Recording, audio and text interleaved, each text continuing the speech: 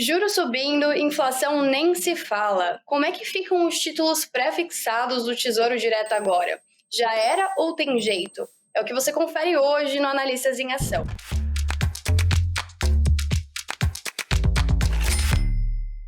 O programa de hoje conta com a participação do analista Eduardo Pérez, da Nuinvest. Oi, Edu, seja muito bem-vindo a mais uma edição do Analistas em Ação.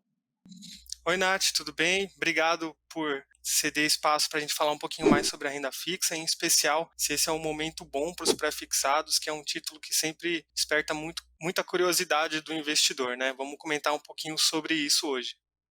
Sim, vamos lá. Quando estamos em um momento como esse, em que a inflação e a Selic estão dando sinais de que não vão dar folga muito cedo, como é que ficam os prefixados? Tem uma ocasião certa para investir neles? E essa ocasião é parecida com a de agora ou nem de longe? Tem ocasião sim, e eu vou explicar agora porque que talvez esse momento atual não seja o melhor momento para eles, tá? Os prefixados, quando a gente vê eles disponíveis na plataforma, eles já incorporam a expectativa do mercado tanto para a inflação quanto para juros reais. Então, o investidor ele consegue ganhar mais dinheiro quando ele acerta que o cenário econômico vai melhorar, ou seja, né, a taxa de inflação e a taxa de juros vão cair, antes mesmo que o mercado tenha algum dado econômico que dê esse tipo de indício, o que na verdade não é uma tarefa muito fácil, né? Então, para mostrar melhor essa situação, eu preparei dois gráficos aqui que vão ajudar a gente a entender um pouquinho disso. O que a gente vê nesse primeiro gráfico são as curvas de inflação implícita que foram negociadas em 3 dias diferentes. Mas o que é essa inflação implícita, né? A inflação implícita é a taxa de inflação média ao ano que o mercado espera para vários prazos diferentes, né? No caso aqui, a gente pegou a partir de 250 dias úteis, que é o que o mercado financeiro trabalha como prazo de um ano, e a gente vai adicionando aí 6 meses no eixo X do gráfico, tá? E para deixar essa curva de inflação implícita aberta para o público, a própria Ambima disponibiliza esses dados no site deles, extraindo essa expectativa do mercado, que nada mais é do que a diferença entre as taxas prefixadas dos títulos do Tesouro e os juros reais dos títulos do Tesouro atrelados ao IPCA. Então, essa diferença, você pega o pré, tira o juro real, você tem o que o mercado espera para a inflação daquele período. Então, ela é uma ferramenta muito boa para a gente entender aí quais que são as expectativas do mercado aqui para frente. No gráfico em específico, a gente tem a linha em azul claro, que é a curva do dia 23/2, então foi literalmente a véspera da invasão da Ucrânia. Em amarelo, a gente tem a curva do dia 23/3, então já é mais ou menos um mês depois do início do conflito. E em laranja mais escuro é a curva do dia 18/5. Então, agora repara que em fevereiro, as taxas médias estavam rondando ali na casa dos 5, 5,5% para todos esses prazos. E aí, um mês depois, já com aquelas incertezas quanto à guerra, só que sem ainda muitas sanções valendo já, né, muitas sanções estavam só sendo discutidas, o petróleo chegou a ficar mais caro, então o mercado já começou a mudar a expectativa da inflação, que é a inflação implícita de curto prazo aqui no Brasil, e ela começou a ser negociada acima de 7%, igual a gente vê no gráfico. Passando um pouquinho mais para frente, quando a gente vê a curva aqui de maio, a gente já estava num cenário com as sanções a todo vapor, inclusive alguns países da Europa com vontade de banir exportações e importações para a Rússia. Então, as taxas de curto prazo elas chegaram a subir até 7,6% na parte mais curta. E quando a gente olha os prazos mais longos, a gente vê taxas a partir de 6,5% por um prazo de até o prazo máximo aqui é 2.646 dias úteis, que arredondando aqui já dá 10 anos e meio, tá? Então, nesse caso aqui, a gente precisa lembrar de três coisas. A primeira é que se a inflação esperada pelo mercado continuar aumentando, os juros dos prefixados vão aumentar junto com isso, tá? Então, quem tem esses títulos já em carteira, o investidor pode sentir alguma desvalorização por conta da marcação a mercado. Segunda coisa é que é improvável que essa inflação média aqui no Brasil fique em 6,5% ao ano no longo prazo, ali até 10 anos e meio, justamente porque a gente tem o Banco Central que tem como tarefa correr atrás para controlar o IPCA para mais próximo da meta, que em algum momento isso vai acontecer. Tá? E o terceiro ponto é que, apesar de toda essa alta da expectativa da inflação, você acaba tendo títulos pré-fixados com taxas mais interessantes, mas a gente precisa sempre lembrar que não existe situação que não possa piorar, tá? Então a gente já achava que um ano eleitoral já seria o suficiente para a Selic atingir o seu pico, e aí a gente começou a ter uma guerra lá no leste da Europa que impactou quem tem títulos do Tesouro pré-fixado aqui. Outra prova disso são aquelas expectativas da Selic máxima que o mercado tinha lá no ano passado, que às vezes era que a Selic fosse atingir o topo de 9%, 10%, sendo que agora a gente já fala em 13,5%, 13,75%. E aí agora eu vou aproveitar para mostrar o resultado de uma conta que eu fiz aqui de chegada, justamente para ver qual seria a inflação mensal necessária para a gente encerrar o ano com essa inflação de 7,6 que o mercado espera na inflação implícita, tá? Eu vou mudar aqui para a segunda imagem agora. Nessa tabelinha aqui, eu peguei as informações da inflação mensal e a inflação anualizada desde janeiro de 2021 até agora, e aí com a ajuda do Excel a gente consegue chegar em qual seria a inflação mensal para acabar o ano em 7,6%, tá? O resultado seria uma inflação linear todo mês de 0,39%. Como a gente consegue ver aqui na tabela, eu acho que está até evidente que é bem difícil da gente ter uma inflação todo mês de 0,39, até porque as últimas vezes que a gente teve uma inflação nesse nível foram, durante esse período que a gente está pesquisando aqui, foi só em janeiro e abril de 2021. Depois, a inflação mensal sempre ficou acima desse necessário de 0,39. Então, é possível que a inflação fique nesse nível de 0,39 todo mês? É possível, só que é muito, muito, muito improvável, ainda mais quando aparecem notícias aí sobre defasagem no preço do combustível, no reajuste também no preço de combustível, e aí talvez um dos fatores mais importantes que seja o conjunto ali de pacotes de sanções sobre a Rússia que estão sendo discutidos, a quebra na cadeia de produção por causa daqueles lockdowns em partes da China e o próprio Banco Central dos Estados Unidos que está subindo os juros mais rápido do que o mercado esperava. Então, enquanto tudo isso estiver no radar, eu prefiro até esperar um pouquinho mais, mesmo que a gente perca um pouco de taxa, porque os prefixados de curto prazo, que são mais ligados à Selic, eles vão responder a uma alta maior da Selic por mais tempo que possa acontecer, e os de longo prazo, eu prefiro esperar também, porque apesar de ter taxas muito interessantes, qualquer movida para cima nessas taxas, né, se subir de 12, por exemplo, para 12,5, você sente uma desvalorização muito maior, porque o prazo dele é muito maior. Edu, você falou um pouco das taxas já incorporarem as expectativas de mercado.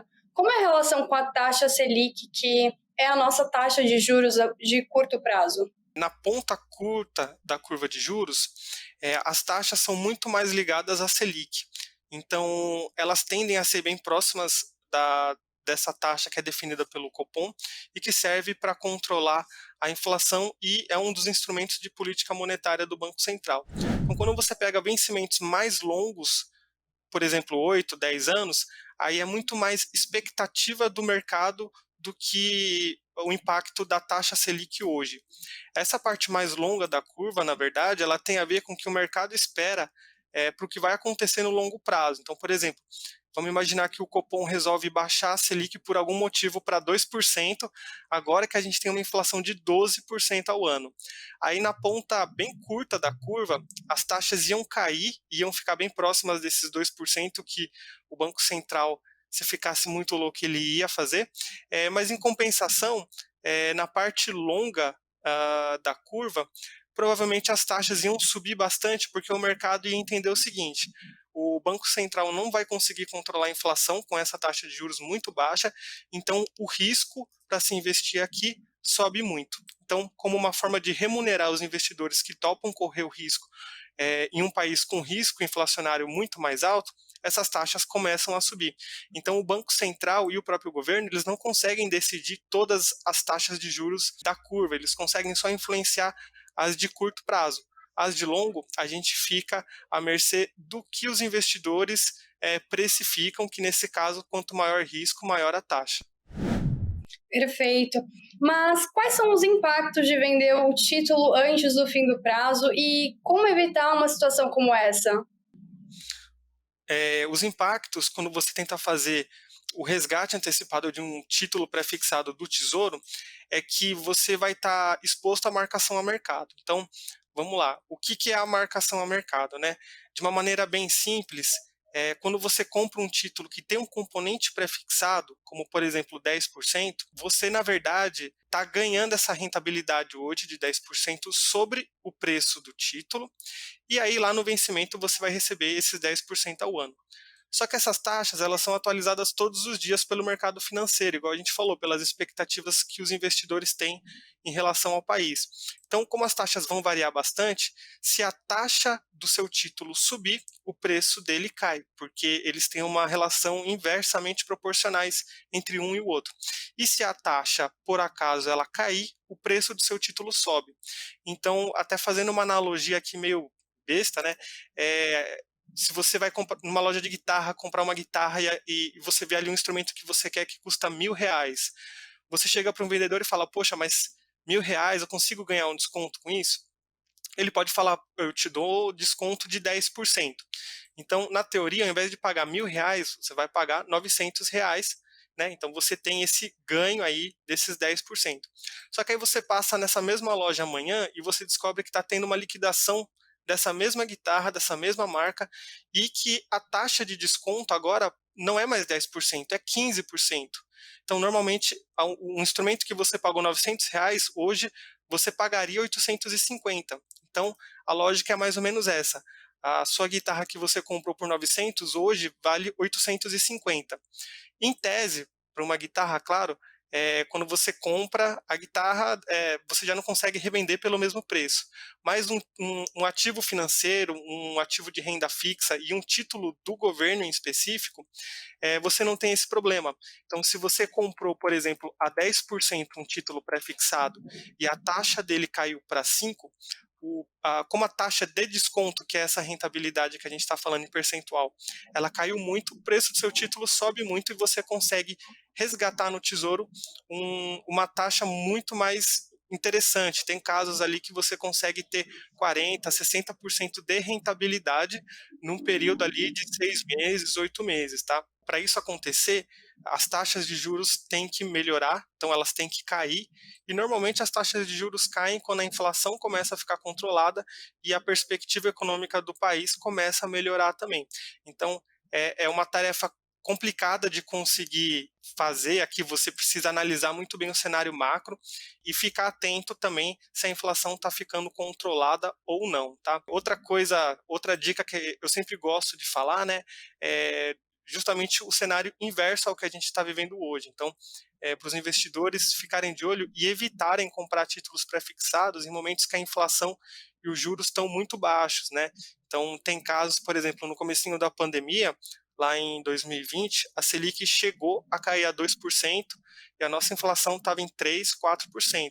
Então, era uma taxa de juros muito baixa. Para um país como o Brasil, isso acabava ficando um pouco incompatível. Então, muitos investidores, eles olhavam ali a taxa Selic que paga 2% e falavam, eu vou pegar um pré-fixado porque ele está pagando 6% ao ano. Só que hoje em dia, esse investidor, ele tem chance de não ganhar nem o que a Selic de hoje paga e nem o que a inflação acumulada até o vencimento paga, porque ele só vai receber esse 6%. Então é sempre bom ficar de olho. Entendido. E Edu, para que tipo de investidor o tesouro prefixado é interessante e quanto ele deve ter na carteira? Os prefixados, eles são mais indicados para quem entende mais como que funciona a marcação a mercado, os ciclos econômicos também, que envolvem aí mudança nas taxas de juros, e para os investidores que topam correr um risco maior para ter essa possibilidade de rentabilidade maior. E aí, quando a gente fala num percentual de alocação, não existe uma resposta definitiva, vai depender muito do seu perfil, mas é só o investidor imaginar ali que o dinheiro que ele vai aplicar corre o risco de se desvalorizar 40%, 50% antes do vencimento, só por conta dessa marcação ao mercado, se o cenário macro der uma piorada. Lembrando que se ele levar até o vencimento, ele recebe aquela rentabilidade acordada, mas na teoria é muito maravilhoso você levar até o vencimento e ignorar a oscilação de curto prazo, mas na prática, você vê o seu dinheiro ali encolhendo todo dia, é muito complicado, tá? Então, é até comum a gente ver alguns analistas recomendando aí entre 2% e 5% da carteira em pré-fixados. Particularmente, eu gosto mais de pensar que isso pode variar de acordo com o cenário macro e também com o fato de que cada investidor é um caso diferente justamente por conta do perfil e aversão ao risco. Vamos então ao momento em que a gente faz as perguntas deixadas pelo pessoal que acompanha o Invest News. Primeira, de Marcinho Santos. Com essa volatilidade no mundo todo, está valendo a pena corretora internacional? É uma boa pergunta, Márcio. Depende do que você vai investir, né? Para ativos de renda fixa, eu acho que no Brasil você tem ótimas oportunidades, então, a não ser que você consiga realmente viver fora do Brasil, né? Assim, se pensar que grande parte dos investidores brasileiros estão aqui no Brasil e vão continuar no Brasil, você acaba ficando preso a títulos do governo, né? A sua realidade aqui é com o governo brasileiro. Então, nesse caso, um título IPCA mais que vai te pagar a variação da inflação, que já está alta, mais 6%, que é o juro real, é uma taxa muito, muito interessante, tá? Então, aqui dentro do Brasil, a gente encontra ótimos negócios. Agora, quando você olha ali corretoras internacionais, você tem acesso a mercados diferentes, então você diversifica a sua carteira e você pode encontrar mercados mais seguros, como o mercado dos Estados Unidos, o mercado de renda fixa dos Estados Unidos, em especial as treasuries, é um mercado que é considerado o mais seguro do mundo, mas lá nos Estados Unidos eles têm costume de investir em títulos pré-fixados, então no momento atual que a gente está vivendo uma alta de juros, você poderia até investir em treasuries, mas no curto prazo talvez você ainda sofra um pouquinho pela marcação ao mercado por conta dessa mudança na taxa de juros. Segunda, de Diego Xpeco. Qual é o melhor para fazer a marcação a mercado comprando hoje? IPCA mais 35 ou IPCA mais 45? Pelo nível da pergunta, eu já assumo que o Diego deve ser um investidor que corre atrás ali, que já está bem avançado, né? Então, nesse caso, a pergunta dele com qual dos títulos ele consegue ter mais ganhos com a marcação a mercado, né? A marcação a mercado, ela leva em conta a taxa pré-fixada, igual a gente falou um pouquinho antes, tá? E ela leva em conta também o período da aplicação. Então, títulos mais curtos, eles vão ter menos oscilação e títulos mais longos vão ter mais oscilação. No caso do IPCA 35 e o IPCA 45, se você perceber na prateleira, são os únicos títulos que têm a mesma rentabilidade para prazos diferentes, tá? Então, olhando do ponto de vista do investidor de risco, levando até o vencimento, faria mais sentido pegar o IPCA 2035. Já olhando do ponto de vista do investidor que quer ganhar na marcação a mercado, o IPCA mais 2045 ele vai ter mais volatilidade. Então, se você acertar, você vai ganhar mais dinheiro, mas se você errar, aí a chance também é que você perca mais dinheiro do que no 2035. Terceira agora, de Caio Fernandes. CDB, LCI ou LCA? Os três são ótimos, né? Mas LCI e LCA, eles têm um lugar especial no coração do investidor de renda fixa por conta da isenção do imposto de renda. Então, se você vai investir num CDB que não tem liquidez diária, ou seja, você não planeja resgatar ele antes do vencimento, aí você pode considerar a LCI e a LCA, porque eles vão maximizar o seu retorno. E aí, um ponto que acho que vale bastante a pena a gente prestar atenção aqui é que a LCI e a LCA, com a isenção de imposto de renda, que são atrelados ao IPCA, eles acabam valendo muito mais a pena, porque o risco deles é menor, porque normalmente o vencimento deles é de 1 a 2 anos, então o risco vai ser muito menor do que um CDB de 10 anos, por exemplo. Você vai ter essa taxa mais atrativa, porque um CDB que paga 100% do CDI, ele vai ter o desconto de imposto de renda conforme o prazo, né? Então ele vai seguir aquela tabela regressiva de tributação da renda fixa. Já a LCI e a LCA, apesar deles terem um retorno nominal, que é aquela taxa que a gente vê na tela, menor do que os CDBs, quando você faz essa comparação e você vê a taxa de equivalência entre os dois, a LCI e a LCA, elas oferecem retornos muitas vezes acima do que o próprio CDB. Então, você olha uma LCI e LCA que paga 85% do CDI, às vezes, por conta do prazo, ela consegue entregar uma rentabilidade final de 105%, 110% do CDI. Então, se você já pensa dessa forma, que você não vai precisar resgatar antes do vencimento, pode ser uma boa, claro, pegar produtos emitidos por instituições financeiras de boa qualidade e, no caso, pensando na forma de remuneração, se houver alguma explosão ali, por exemplo, na taxa CDI, que é o índice de referência para esses títulos pós-fixados, ou o IPCA, que é a referência para os títulos híbridos, você maximiza ainda mais o seu retorno, justamente porque você vai ter a isenção da tributação sobre esse retorno do IPCA, que já vai estar, digamos aí, nas alturas, tá? Essas foram as perguntas dessa semana. Se vocês tiverem dúvidas e quiserem enviar para os analistas responderem, deixem elas aqui nos comentários deste vídeo para a gente trazer nos próximos programas. A edição de hoje se encerra por aqui. Lembrando que o Analistas em Ação vai ao ar sempre aos domingos, às 9 horas da manhã. Então, não deixe de acompanhar. Muito obrigada, Edu. Obrigadão, até a próxima. Tchau, tchau. Até a próxima.